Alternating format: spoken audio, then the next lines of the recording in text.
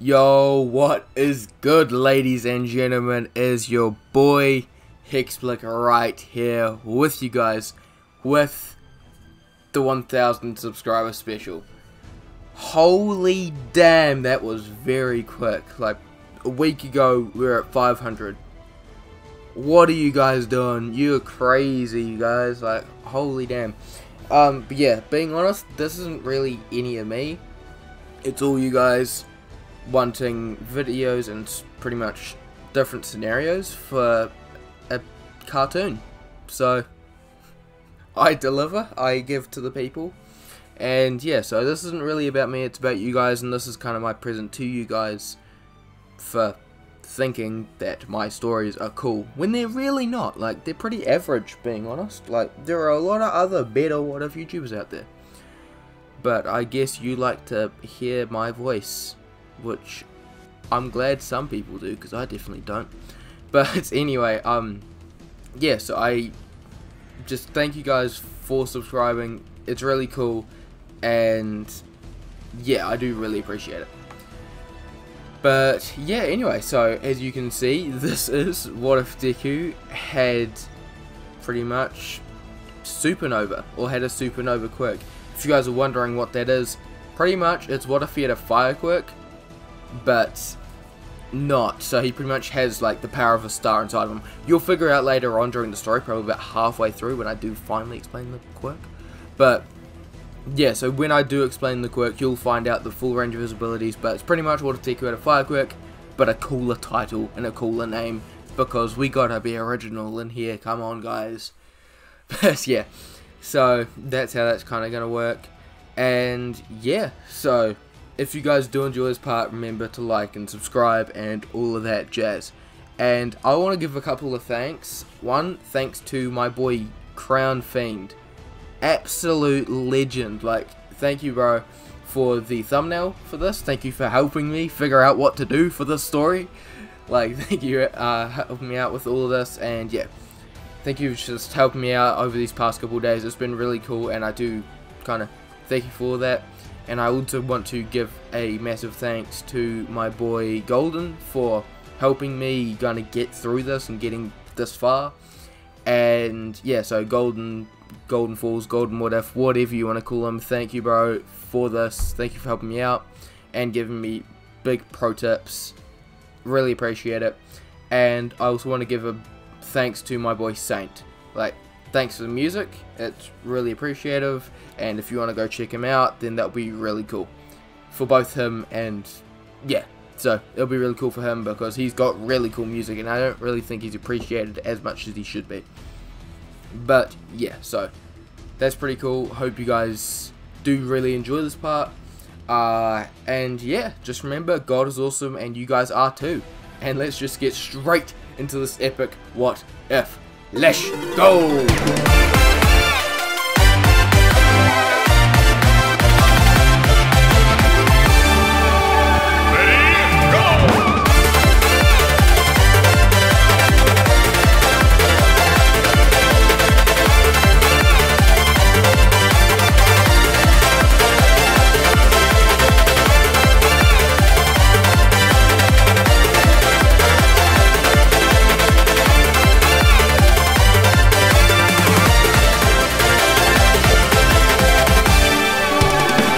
We start the story off with a family of 5 in a wooden shack far from society, with Inko Midoriya and Hisashi Midoriya walking out the door, not even looking back at their 3 kids who sit malnourished, dehydrated and beaten on the hard wooden floor. As they slam the broken and charred door shut, we then see Izuku Midoriya, who's just reached the age of 3 years old, in the arms of his 2 older brothers, Yakaru Midoriya being 9 years old, and being the oldest of the 3, and Kaito Midoriya, who is 6 years old, 3 years between both his brothers. A few hours pass as Izuku and Kaito are huddled in the house with a pile of rocks surrounding a small bonfire, while they're huddled up by the fire trying to keep warm. as the fire door is pushed open, with Yakudu walking in with different vegetables and fruits and bugs that he took from some farmland and things around the area. Yakudu thought of a plan to save him and his brothers, however, as he grabbed a bunch of dead grass and wood from around the area to put into a large pile as he set it alight with his quirk. They wait for hours and then days. Help doesn't arrive until one night they hear some sirens in the distance, a high-speed chopping sound above them, and people yelling in the distance. As Yakudu walks to the window, he sees helicopters in the sky with people with guns and others with strange costumes and abnormalities among them, coming closer and closer with flashing lights in the distance. He runs back to his brothers and prepares to protect them. As the men walk inside, Yakudu brings his brothers to a different room while he stands by the door with his arms outstretched, preparing to burn whoever comes through that door. As he sees an orange glow getting closer and closer, getting brighter and brighter, a man walks around the corner looking into the room as he gets blasted by a large torrent of fire. However, instead of getting engulfed by the fire, the man just sticks his hand out and disperses the fire.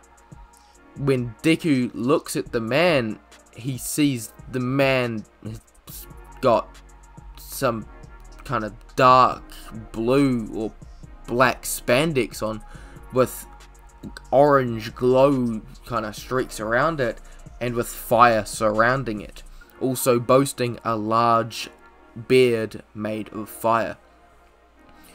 "Oh, it's just some brats," the man scoffs as more officers and heroes come around to see them.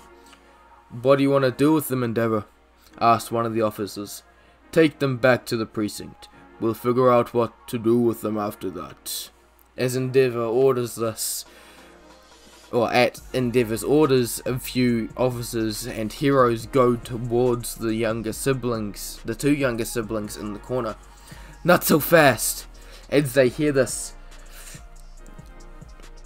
the heroes see a large wall of lava and flames block their way. "I'm not letting you get near my brothers." As the heroes prepare to protest and take down this kid, as Endeavor puts his hand out. "I understand your situation, boy. You've been looking after your siblings for however long, so when some random people come along and try to take them, you cannot trust us." While the heroes are trying to reason with his older brother, Deku is staring a hole at the door with a fire lit in his eyes, catching the attention of a certain hero. Endeavor lowers his hand and the heroes calm down, and after some convincing and persuasion, Yakudu allows the heroes to take him and his brothers together with them. As we skip 4 hours, we now have Deku and his brothers in separate rooms as they are playing around with toys or watching TV. Outside the room, heroes and Hero Safety Commission kind of officials are debating about what to do with the trio. "The boys have fire abilities. It should be obvious that I should look after them. I can train their quirks to the fullest," argues Endeavor. "Don't you forget, Endeavor, we own you. One phone call and your life as a hero is over. We will take the boys," threatens the Hero Commission officials. "I will take the youngest one at least. We all know how hard you Hero Commission people are on the kids you take in. That Izuku boy, he's unstable. Even though he doesn't look it and doesn't yet have his quirk, I could see in his eyes. He wanted to burn the world down. I assume for what their parents did to them, states the other hero.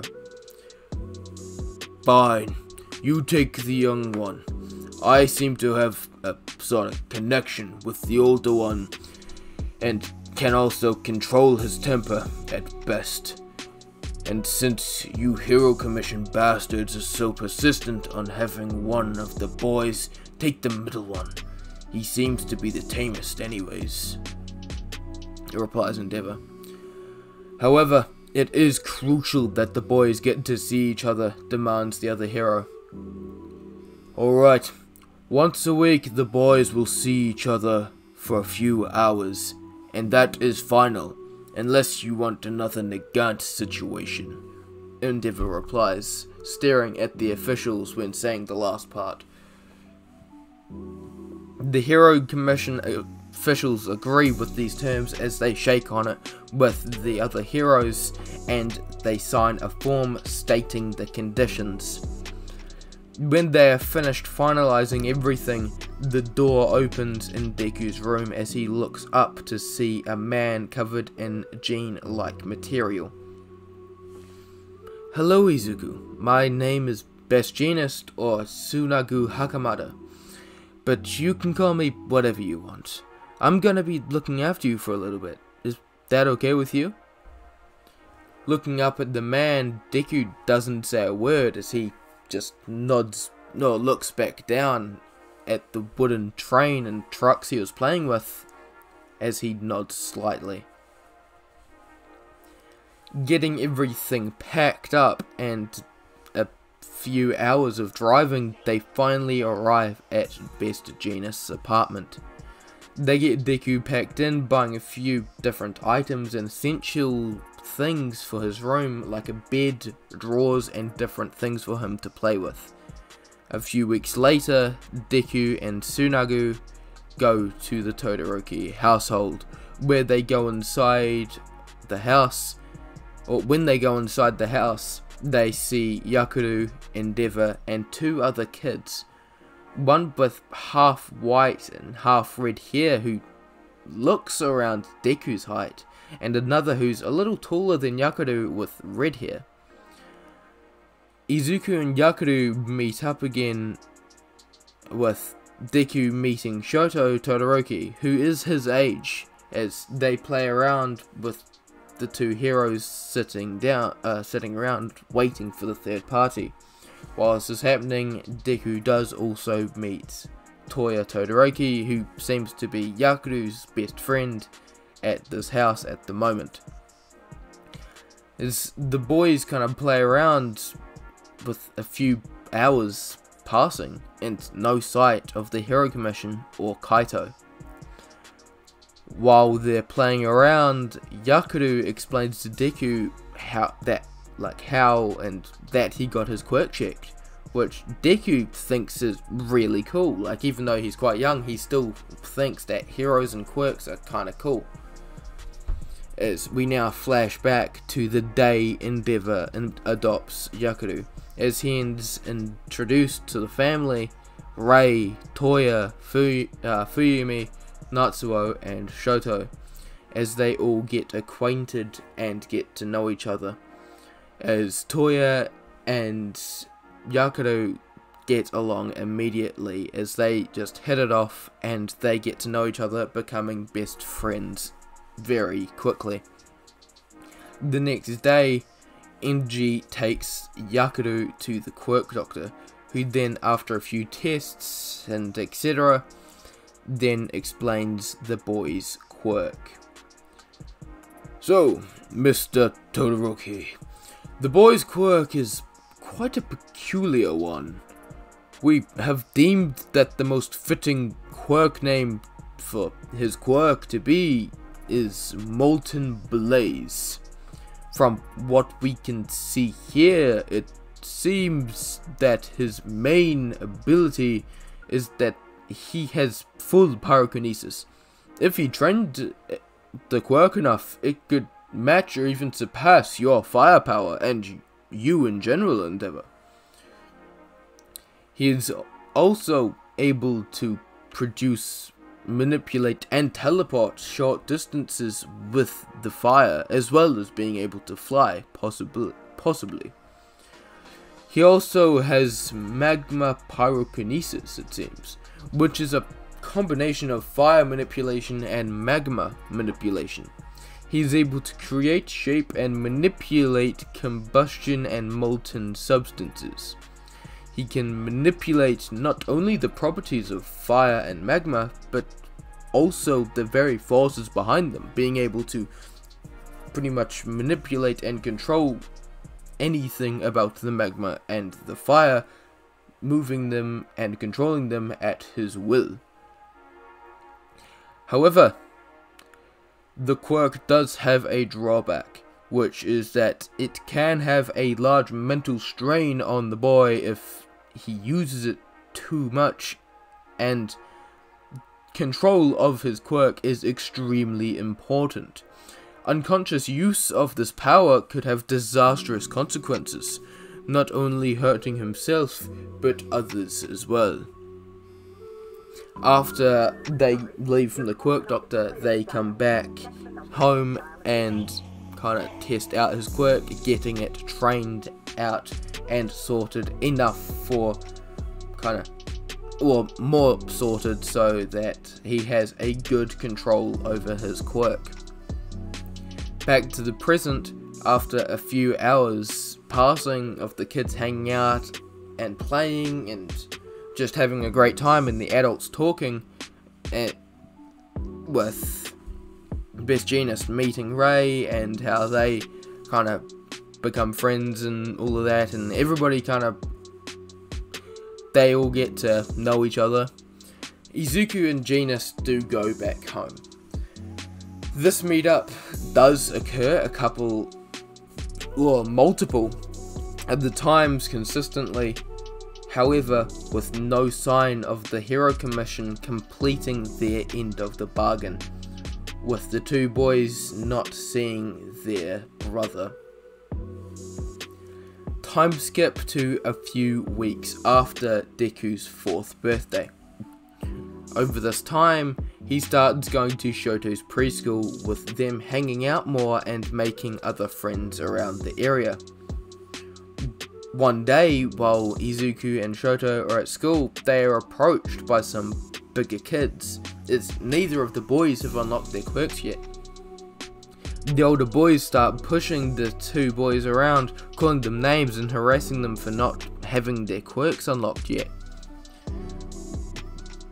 Deku endures it because he's not really seeing any reason to react, as it's just him getting hurt mostly, and not really caring about himself. That is until one of the kids uses his quirk, layering his fist with rocks and metal and other material and debris as they magnetize towards his arm, as they clench together and attach to his arm, as he then punches Shoto across the face.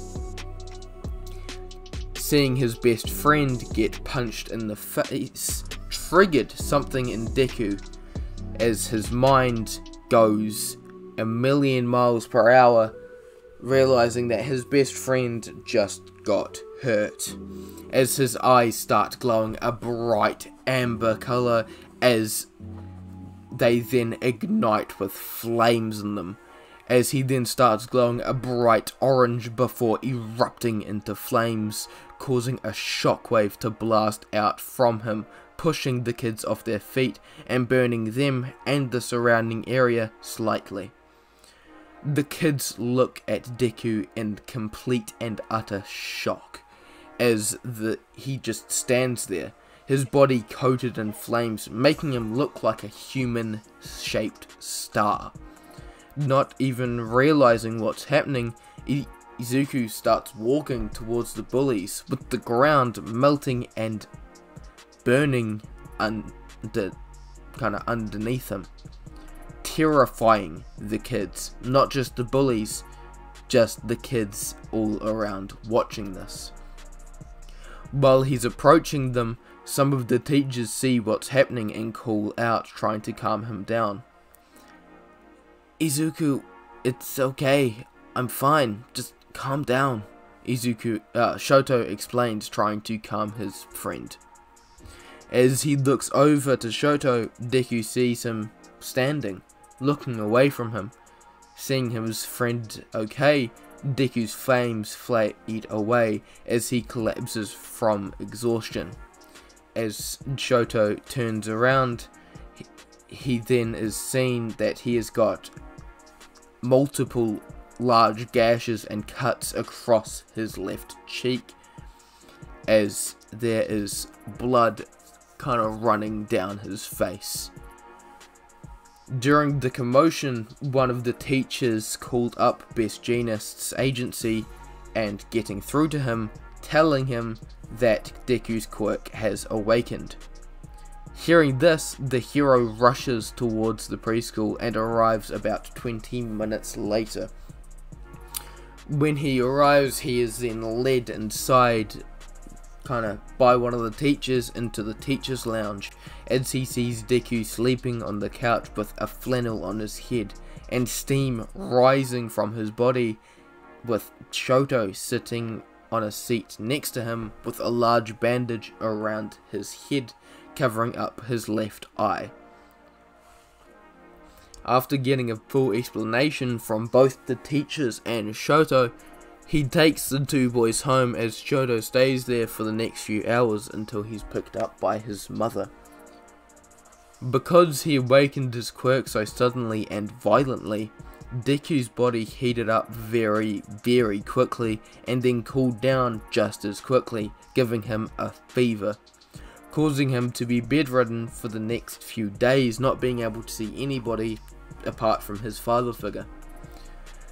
After about a week from Deku awakening his quirk, Deku is finally well enough to go to the quirk doctors.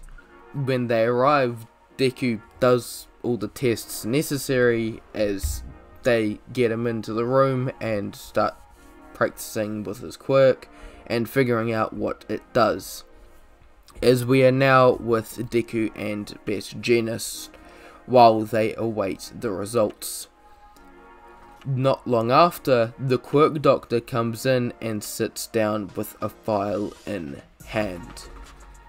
Sorry if you heard that, that was my dog. Well, Mr. Hakamada, it seems young Izuku here has a very interesting quirk. His quirk, we have deemed the name Supernova. We have named Supernova. Long story short, we theorize that he has the power of a star inside of him.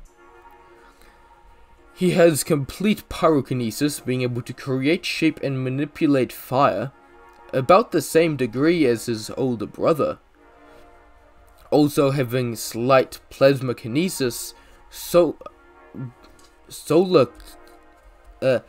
manipulation, super strength, speed, endurance and durability. We do assume that this is all because of his kind of solar abilities, being able to enhance his kind of physical attributes drastically, but still not making him overly superhuman unless he mentally and physically puts in kind of solar energy into strengthening his body. He can also absorb heat, thermal or electromagnetic, nuclear and solar radiation to gain more power.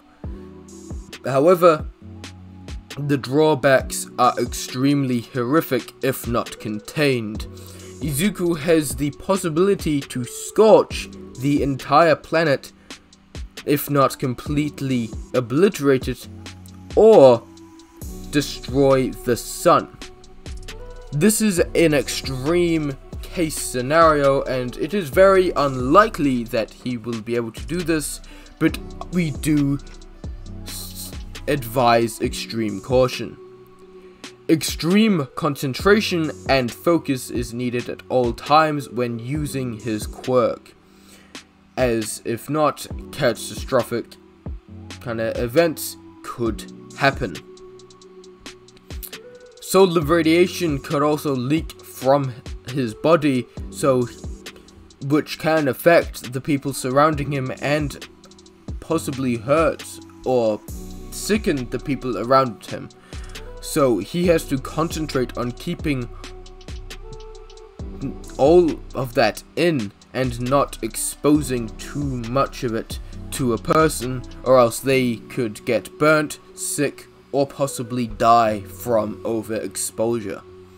However, too much stored energy can also be deadly for both Izuku and others, as he could theoretically create a mini supernova the size of a city or bigger.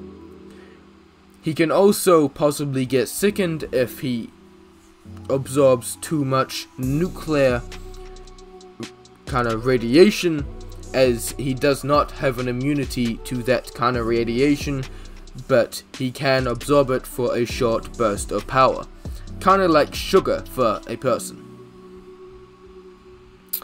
So I do suggest you get him a room or an area where he could release all of this excess energy. A passive release of the radiation and heat can have better side effects, just a slight radioactive fallout in the surrounding area, so we suggest not letting anybody else go into that room. Hearing all this, they then thank the doctor and get everything sorted and leave. Going back to the house, Tsunagu immediately helps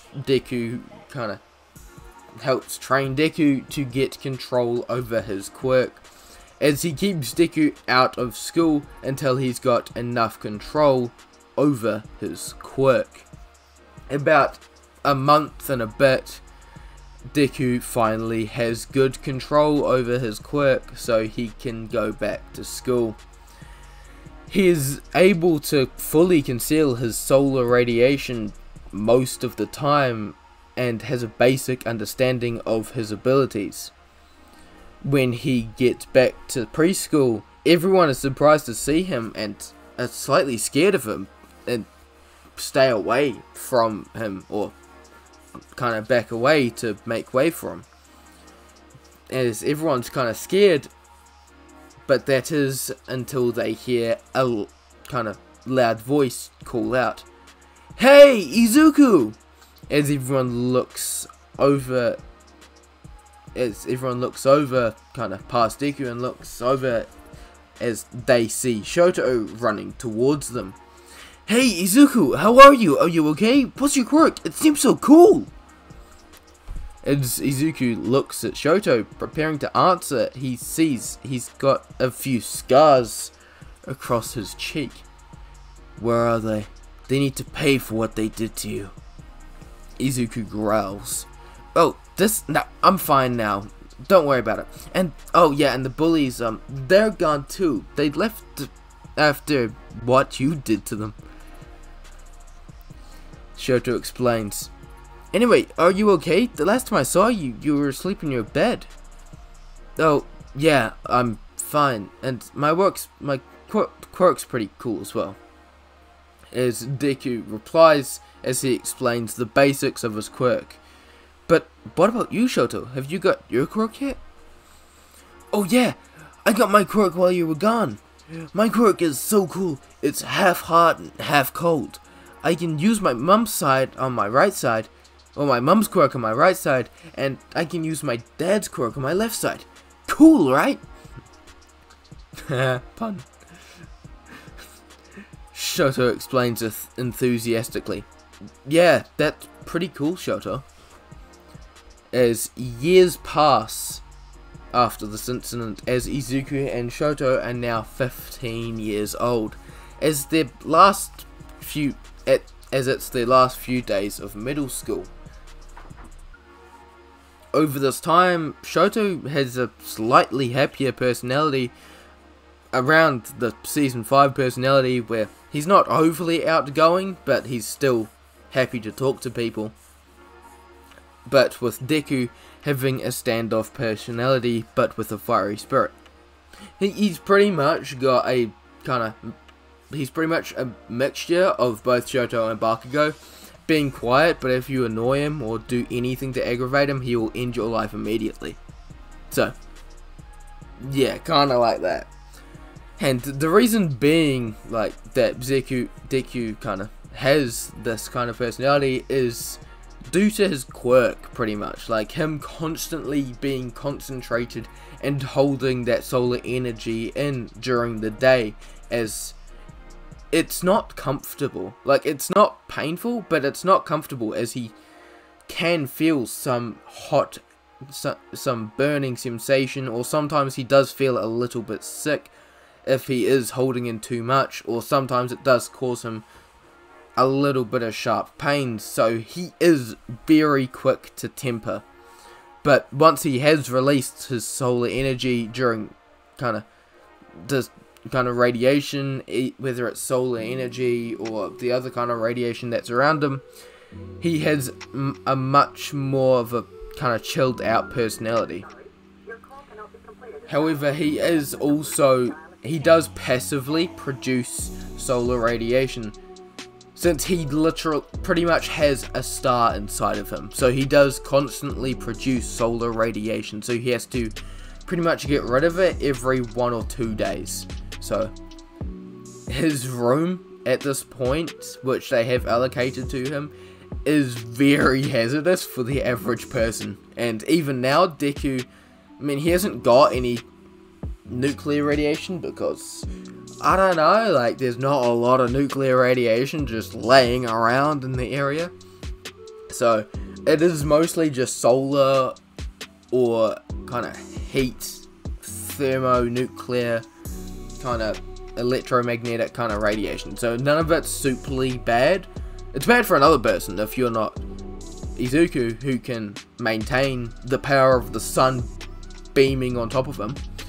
But yeah, he's still kind of, it's not good for him to be in there for long periods of time. However, kind of Deku and Shoto, back to the story, Deku and Shoto have got a very strong brotherly bond that is not easily broken, as they are very, very close. And Endeavor isn't abusive either, since he's got Yakudo to ground him. Since Yakudo isn't scared of him, he's willing to speak his mind and tell Endeavor when he's gone too far. As kind of Endeavor is told this very quickly when he starts to go a bit skits on his kids. Yakudo's like, nah chief, that ain't how it works. However, Toya does suddenly disappear one day. Like, it's not even a disappearance, he just, or not even like an accident, he just disappears, as nobody really knows where he's gone. Over this time, Deku and Yakudo have also got a much tighter bond, with Yakudo being the older brother figure for Deku, and which Deku really does need, as over the past 3 years, Yakudo has rocketed kind of up the hero charts as soon as he left UA, being the number 7 top hero in Japan, taking the hero world by storm, in Japan at least. As over this time as well, he and Fuyumi have grown a lot closer, getting together when he was, when he was around 16, and them now being newly kind of engaged over the past couple months. And you guys may be thinking, like, it's a bit weird, like, they've been growing up together, but none of them have really been seeing each other as siblings or whatever, like as brother or sister, or brother and brother. They see each other as, like, good friends or whatever. So, it's not that weird. Come on, guys, what are you doing? But yeah, anyway, as Izuku and Shoto are in class, as they are both listening in to the teacher, just kind of the teacher lecturing them about how they're in their final days of junior high and they need to figure out what they're gonna do with their lives, etc. Well, Izuku kind of vaguely listens to the teacher and listening to what he's saying, he looks over to Shoto, who's next to them, and who's staring at one of the girls in their class. As she then looks over and meets his gaze, they both go red in the face. Trying to hold in his laughter, he leans over to Todoroki. Hey, Shoto, you've been eyeing her up for months now. It's one of our final days of school. Just ask her out, bro. I'm not sure, dude. Like, what if she doesn't like me that way? Questions Shoto. As Izuku stares at him blankly, just like, come on, man, what are you doing? He just stares at him blankly. As at the end of the class, the girl walks up to Shoto. Hi, Todoroki, would you, while hiding her face in embarrassment, would you like to go out on a date with me? As Shoto hears this, his mind goes blank and his face turns red. Not really knowing what to say. He'd love to, interrupts Deku, and as he huddles, kind of brings Shoto into a, like, bro huddle, like, you know, and going for the huddle. Come on, man, this is what you've been wanting, right? Your opportunity's right there. Just take it. Explains Deku. Yeah, sure, what day are you free? Asks Shoto, as the two, Shoto and the girl start organizing it. Izuku is just mentally praising himself, thinking he's the GOAT, he's the man, just patting himself on the back for having Shoto's back. He's the best, like, he's the best friend that everyone wishes they had. As a few days later, as Shoto has come back from his dates, he lays on his bed and sees he's got a text from Deku. So, how did it go? Asks Deku. It was fine. We found out we didn't have a lot of similar interests, but it was nice nonetheless. Explains Shoto. That's too bad. Oh well, at least you've got no distractions for our training, right? You do know we've got recommendations, right? Yeah, but we gotta keep on that grind, you know? Yep, I guess so. As their conversation goes on and keeps going for a little while longer until they have to call it a night and go to bed. The next morning, Deku is up bright and early for a run and to get in his morning workout when he sees Best Jeanist. Oh, hey Dad, you're up early. Yeah, I gotta get to the agency very early. We've got this special case going on at the moment. It's quite distracting and annoying. It's pretty hard out, explains Jeanist. Oh, well, good luck with that, I guess, replies Deku, as Jeanist then walks out the door. For the next few months, as Deku goes for his workout and works out, goes for the run, and does his morning workout. For the next few months, Deku and Shoto are training hardcore for the recommendation exams, which they don't really need to do, but Deku and Yakudo really getting at their throats, with Yakudo coming in to train them whenever he has the free time, beating them into shape, making them wish they weren't born. As the day of the recommendation exams arrive, as Deku and Shoto walk in, as they see the large doors of UA, or large gates of UA greeting them. Well, this is where it starts, says Deku with a smile. The start to becoming the best heroes, replies Todoroki, as they fist pump and walk in. And that is where we're going to end this part off. I do hope you guys did enjoy this. I put a lot of effort into the script writing it, and I put a lot of effort into this. So I do hope you guys really did enjoy this. If you didn't, that's really sad. But yeah, so I do hope you guys did really enjoy this. If you didn't, explain why you didn't like it. If it's just because you don't like me, that's really understandable. I don't like me either. So you don't really have to say that. Like, I already got enough of it from myself. Nah, I'm just kidding. But anyway, I hope you guys did really enjoy this part. And yeah, this was kind of my 1000 subscriber special. So I hope you guys did really enjoy it. If you didn't, that is sad. But anyway, that's kind of, I'm going to get off this ramble. Yeah. So I do want to thank, like, the boys again. I want to thank Crown for helping me out, sorting out this kind of series and figure out what I'm going to do for it. And yeah, I want to thank him again for the thumbnail as well. Fire as thumbnail. If you guys haven't already, subscribe to him. He's an absolute dog. He's a really cool guy.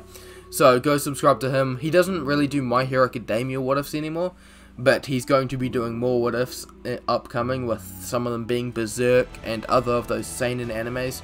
So if you guys are into that, go check him out, because that's really cool. I'll give him a link down in the description. And what else? Also, thanks to my boy Golden Falls, Golden What Ifs. Thank you for that, like, helping me out, bro. It's been really helpful. And once again, shout out to my boy Saint for the music. Really helpful. And yeah, it's just really good background music, so thank you, bro. And if you guys want to go check him out, go check the links in the description. All three of the links will be down there just above the music. And yeah, so I hope you guys did really enjoy this part. Remember, if you did, to like, subscribe, all of that jazz. Put down a comment to make me feel special and actually good about my life. And yeah, just remember, God is awesome. You guys are too. And I will see you guys in the next one. Peace.